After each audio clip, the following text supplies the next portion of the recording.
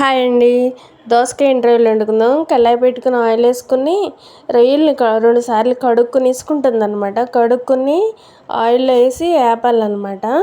బాగా వేగిన తర్వాత తీసి పక్కన పెట్టి ఉంచుకుని కొంచెం ఆవాలు జీలకర్ర వేసి దాంట్లో ఆనియన్స్, పచ్చిమిరపకాయలు, కరివేపాకు వేసుకోవాలి. దాంట్లో కొంచెం వెల్లుల్లిపాయ కూడా వేసుకోవాలి. వెల్లుల్లిపాయ బాగా మగ్గనివ్వాలి. సాల్ట్ వేస్తే మగ్గిపోతుంది అన్నమాట. సాల్ట్ వేసుకుందాం సరిపోయినంత. మీ టేస్ట్కి సరిపోయినంత వేసుకోండి. చాలా అంటే చాలా బాగుంటుంది. బాగా మగ్గనివ్వాలి. సిమ్లో పెడితే మగ్గిపోతుంది.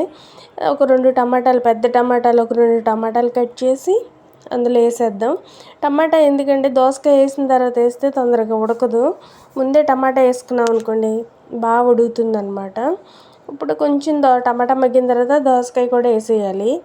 వేసి కారం వేసి రొయ్యలు వేపి పెట్టుకున్నాం కదా ఇందాక మనం, అవి కూడా వేసేసుకుందాం.